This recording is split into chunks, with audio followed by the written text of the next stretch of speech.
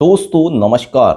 आज की सच्ची घटना में हम सफ़र क्राइम टीवी के इस एपिसोड में बात करेंगे पंजाब के बठिंडा की अमनप्रीत किस तरीके से कनाडा में 7 निग्रो लोगों के चुंगल में ऐसी फंसी कि एक रात में 7 निग्रो काले अंग्रेजों ने किस तरीके से उसकी पेट की नसों को फाड़ दिया, किस तरीके से उसके साथ सारी रात जानवरों की तरह हैवानियत करते रहे और जब तक सुबह होते होते अमनप्रीत की सांसें निकल गई।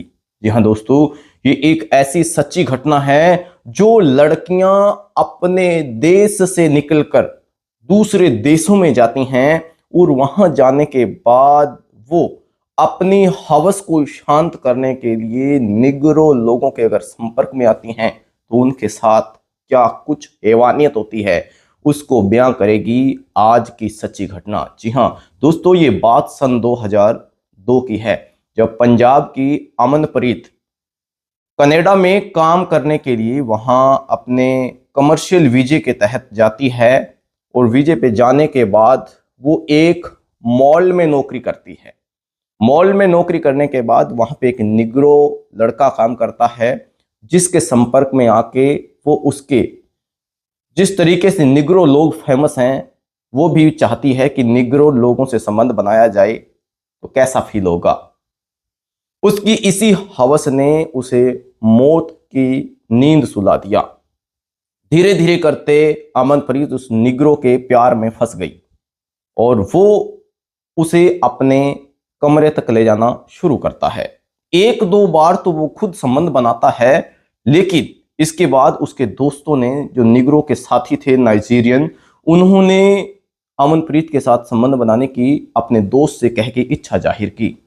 इस बात की अमनप्रीत को कोई भनक तक नहीं लगी कि जिस निग्रो से वो संबंध बना रही है, जिस निग्रो को वो चाहती है, वो उसकी जान का दुश्मन बन बैठा है। दोस्तों फिर एक दिन ऐसी काली रात आती है जब अमनप्रीत उस निग्रो के कमरे में होती है। रात के जैसे ही 12 से 1 के बीच का टाइम होता है, एक गाड़ी उस निग्रो के कमरे के बाहर रुकती है जिसमें से 5 से 6 काले लंबे 7-7 फुट के इंसान निकल के आते हैं। वो इंसान नहीं, ऐसे दिखते थे जैसे वो 5-6 सांड आ चुके हैं।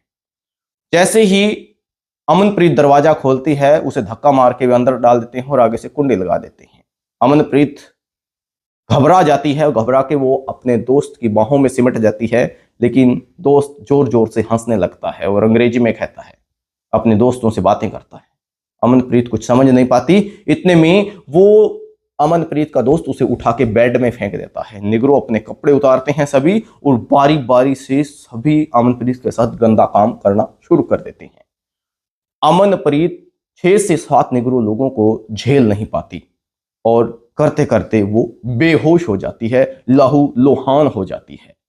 सुबह होती है, सभी नशे की हालत में अमनप्रीत को बुरी हैवानियत नोचते हैं और अमनप्रीत की सांसें निकल जाती है। उसके बाद जैसे ही सुबह होती है तो निग्रों का नशा उतरता है, तो वो देखते हैं कि अमनप्रीत इस दुनिया को छोड़कर चली जाती है।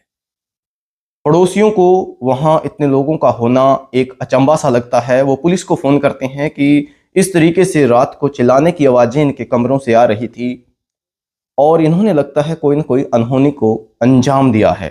पुलिस जैसे तैसे आती है। 3 से 4 लोग भागने में सक्षम हो जाते हैं, फरार हो जाते हैं। उसके बाद 2 से 3 लोगों को पुलिस अरेस्ट करती है।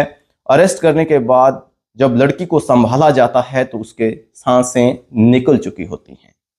दोस्तों उसके बाद पुलिस उसे मोर्चरी खाने में रखवाती हैं और इंडिया में उनके रिश्तेदारों को संपर्क करके उसकी मौत की सूचना देती हैं और निग्रों को गिरफ्तार करके उनके साथियों की धरपकड़ के लिए पुलिस अपना काम शुरू कर देती है।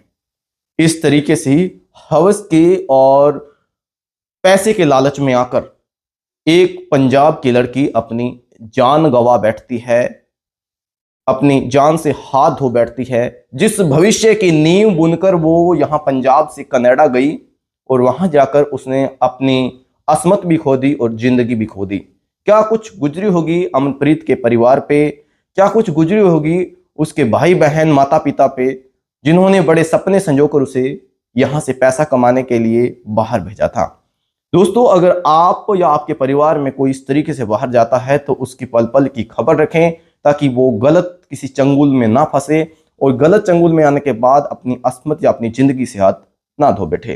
तो आज की सच्ची कहानी में हमने आपको पंजाब की अमनप्रीत की कहानी सुनाई। इस तरीके से बहुत सारी बहन बेटियां होती हैं जो गलत रास्तों पर चल के अपनी जिंदगी खो देती हैं, इसलिए उन्हें सतर्क रहना चाहिए। उसके माँ बाप को, बहन भाइयों को सतर्क रहना चाहिए ताकि उनके साथ ऐसी घटना ना हो सके। तो आज के इस एपिसोड में बस इतना ही। आपसे मुलाकात होगी सफर क्राइम टीवी के नए एपिसोड में। तब तक के लिए मुझे आज्ञा दें। धन्यवाद।